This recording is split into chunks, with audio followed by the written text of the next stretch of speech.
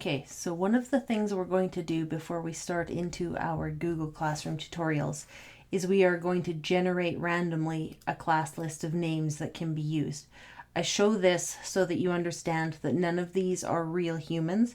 These are randomly generated names that we're going to create accounts for so that we can do some tutorials about how to use Google Classroom effectively, but we're going to do it without compromising the privacy of any of our students. Okay, so if we do a quick comparison to our random name generator, you can see that the names do in fact match what we've entered into the admin console. Now I'm going to do it 2 or 3 more times so that we have between 30 and 40 students entered into the system, but all will be randomly generated names not belonging to any actual real human. I have to admit I'm a little bit impressed by this random name generator. This does look like what I might see on a typical class list. So I'm going to generate a few more names here. We'll refresh this and we'll add in a few more random names, and I'll do that a couple more times off camera to get us enough names that we can work with this appropriately.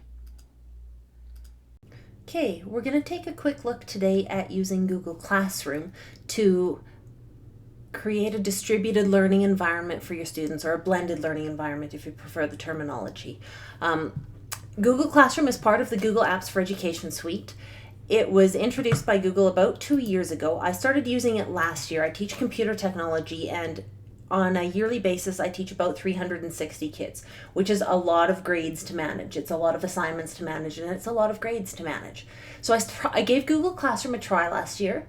I was very impressed with what I saw so far, and I saw some improvements to it made by Google as the school year went. So to use Google Classroom, you're going to have to be logged in through a Google Apps for Education account. Either your school may have one or your school board. If you don't have one, you can certainly undertake to have a Google Campus created for your school. You'll have to prove that you're a school, whether you're a nonprofit, those types of things. But Google does make it fairly easy to accomplish this. So I'm going to go ahead and create my first class. I'm going to click on the plus. And when I do, I'm going to have a choice here momentarily to create a class or to join a class. And so I'm going to create a class.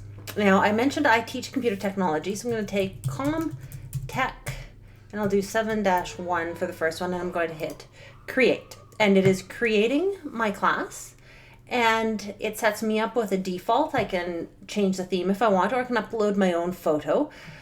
If you have a brilliant technician in your school or your school division, as we do in ours, I could go into students, and where I logged into my actual school account, I would be able to, under actions, import them. We use PowerSchool.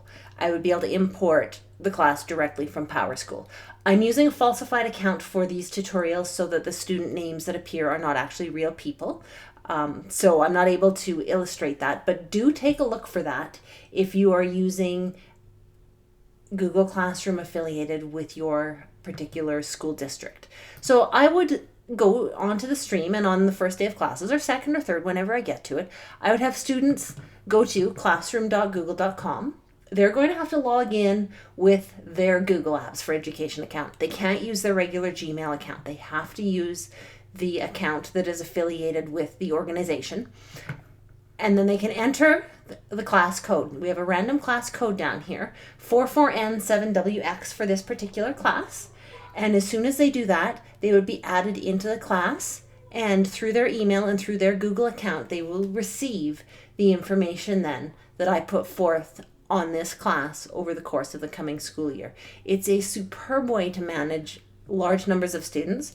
It's a superb way to manage assignments and grades, and to know who has or has not finished their assignments. And we'll get into some tutorials as we go that give you some more specific information about that. But before we start our next school year, let's take a really good look at Google Classroom, because it's a good tool and it's free.